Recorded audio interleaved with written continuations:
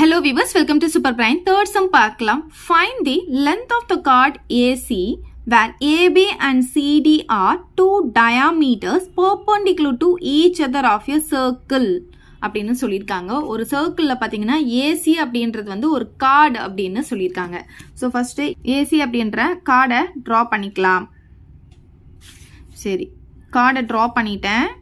இதுக்கு வந்து நான் ஏசி அப்படின்னு நேம் கொடுத்துட்டேன். அதுக்கப்புறம் என்ன சொல்லியிருக்காங்கன்னா ஏபியும் சிடியும் வந்து ரெண்டு டயாமீட்டர்னு சொல்லியிருக்காங்க. அது ரெண்டும் பெர்பெண்டிகுலர் டு ஈச் அதர்னு சொல்லியிருக்காங்க. ஸோ டயாமீட்டர் அப்படின்னா என்ன அர்த்தம்? சென்டர் வழியாக போகிறது தான் நம்ம டயாமீட்டர் அப்படின்னு சொல்லுவோம். ஸோ ஏபி அப்படின்னு சொல்லும்போது இங்கே ஏலேருந்து இந்த சென்டர் வழியாக நம்ம என்ன பண்ண போகிறோம்? ஒரு டயாமீட்டரை ட்ரா பண்ண போகிறோம். இதுக்கு வந்து பி அப்படின்னு நேம் கொடுத்துக்கலாம். அப்போ ஏபி அப்படின்ற டயாமீட்டர் ட்ரா பண்ணியாச்சு. ஸோ நெக்ஸ்ட் சிடி இருக்கு இல்லையா? அப்போ சியிலிருந்து சென்டர் வழியாக இன்னொரு டயாமீட்டரை நான் இப்போ ட்ரா பண்ண போகிறேன். இதுக்கு டி அப்படின்னு நேம் கொடுத்துக்கிறேன். அப்போ சிடி அப்படின்ற டயாமீட்டர் கிடச்சிருச்சு. இப்போ என்ன சொல்லியிருக்காங்கன்னா வித் ரேடியஸ் 4√2 சென்டிமீட்டர்னு சொல்லியிருக்காங்க. ரேடியஸ் அப்படின்னா என்ன? சென்டர்லேருந்து இந்த சர்க்கிளுடைய சர்க்கம்ஃபரன்ஸ் எங்கே டச் பண்ணாலும் அதை நம்ம ரேடியஸ் தான் சொல்லுவோம். ஸோ இதுவும் ரேடியஸ் தான், இதுவும் ரேடியஸ் தான், இதுவும் ரேடியஸ் தான். ஸோ இங்கே 4√2 அப்படின்னு போட்டுக்கலாம். இப்போ பாருங்கள் நெக்ஸ்ட் என்ன சொல்லியிருக்காங்கன்னா and also find angle OAC and angle ஓசிஏன்னு சொல்லியிருக்காங்க. இது வந்து சென்டர் வந்து ஓஏசி கண்டுபிடிக்க சொல்லியிருக்காங்க. அப்போ இந்த ஆங்கிள் கண்டுபிடிக்க சொல்லியிருக்காங்க. அதுக்கப்புறம் ஓசிஏனா ஓசிஏ, இந்த ஆங்கிளும் என்ன அப்படின்னு கேட்டிருக்காங்க. சரி, இப்போ பாருங்க ஓ வந்து சென்டரா, இங்கேருந்து சர்க்கிளுடைய சர்க்கம்ஃபரன்ஸ் எங்கே டச் பண்ணாலும் அது ரேடியஸ் தானே. அப்போ இது 4√2னா இந்த லென்த்தும் என்னவா இருக்கும்? 4√2 தான் இருக்கும். இதுவும் 4√2, இதுவும் 4√2 தான் இருக்கும். அப்போ இது ரெண்டுமே என்னவா இருக்கு? நமக்கு ஈக்குவலாக இருக்குது. இது ரெண்டுமே ஈக்குவல் தானே. ஸோ இது கூட ஈக்குவல் தான். இந்த நாலுமே நமக்கு எப்படி இருக்கும்? ஈக்குவலாக தான் இருக்கும். இப்போ பார்த்தீங்கன்னா நமக்கு என்ன கண்டுபிடிக்க சொல்லியிருக்காங்க? லென்த் ஆஃப் த கார்டு கண்டுபிடிக்க சொல்லியிருக்காங்க. நம்ம இந்த ட்ரையாங்கிள் எடுத்துக்கலாம். ஏன்னா கார்டு வந்து நமக்கு இங்கே தானே இருக்குது. இந்த ஏசி தான் கார்டு. ஸோ இந்த ட்ரையாங்கிள் எடுத்துக்கலாம். இன் ட்ரையாங்கிள் ஓஏசியில் பார்த்தீங்கன்னா நமக்கு ஓஏவும் ஓசியும் ஈக்குவல். ஏன் அப்படின்னு பார்த்தீங்கன்னா ரெண்டுமே என்னது? ரேடியஸ். ஈக்குவல் டு 4√2 போட்டுக்கலாம். ஸோ பிராக்கெட்ல எழுதிக்கலாம், ரேடி அப்படின்னு எழுதிக்கலாம். நமக்கு இங்க என்ன சொல்லியிருக்காங்கன்னா இந்த ரெண்டு டயாமீட்டரும் பெர்பெண்டிகுலர் டு ஈச் அதர்னு சொல்லியிருக்காங்க இல்லையா? அதாவது இந்த ரெண்டு டயகனலும் பெர்பெண்டிகுலர் டு ஈச் அதர்னா ஒன்னுக்கு ஒன்று எப்படி இருக்கும்னா பெர்பெண்டிகுலரா இருக்கும் அப்படின்னு சொல்லியிருக்காங்க. அப்போ கண்டிப்பா இந்த இடத்துல நமக்கு ரைட் ஆங்கிள் தான் இருக்கும். ஸோ நமக்கு இப்போ ஏசி தான் கண்டுபிடிக்கணும். இப்போ இந்த ரெண்டு சைடு தெரியும். ஆனா இது வந்து ஒரு ரைட் ஆங்கிள் ட்ரையாங்கிளா இருக்கிறதுனால ரெண்டு சைடு தெரியும் அப்படின்னும் போது மூணாவது சைடை பித்தாகரஸ் தியரம் யூஸ் பண்ணி நம்மளால கண்டுபிடிக்க முடியும். So by Pythagoras theorem hypotenuse square இல்லையா? ஹைபோடெனிஸ் எங்க ரைட் ஆங்கிளுக்கு ஆப்போசிட்ல இருக்கிறதுனா ஹைபோடெனிஸ். அப்ப AC square equal to AO square plus OC ஸ்கொயரா இருக்கும். சரி, ஏசி நமக்கு தெரியாது, அதுதான் கண்டுபிடிக்க போறோம். அதை அப்படியே வச்சுக்கலாம். ஏஓ பார்த்தீங்கன்னா 4√2, அதுக்கு ஹோல் ஸ்கொயர் போட்டுக்கோங்க. பிளஸ் ஓசியும் நமக்கு என்னதான் 4√2 தான், அதுக்கும் ஹோல் ஸ்கொயர் போட்டுக்கலாம். இப்போ 4க்கு ஸ்கொயர் போட்டால் 16 ஆகும். ரூட்டுக்கு ஸ்கொயர் போடும்போது இந்த ஸ்கொயர் ரூட்டோ இந்த ரூட்டோ கேன்சல் ஆகிட்டு 2 மட்டும் நமக்கு கிடைக்கும். பிளஸ் இங்கேயும் சேம் தான், ரெண்டுமே சேம் தானே. அப்போ இதே தான் வரப்போகுது. 16 × 2 வந்து 32 வரும். பிளஸ் அதே மாதிரி 16 × 2 வந்து 32 வரும். இப்போ இது ரெண்டுத்தையும் நம்ம ஆட் பண்ணால் என்ன ஆகும்? நமக்கு 64ன்னு கிடைச்சிடும். அப்போ ஏசி ஸ்கொயர் என்ன கிடைக்குது? நமக்கு 64ன்னு கிடைக்குது.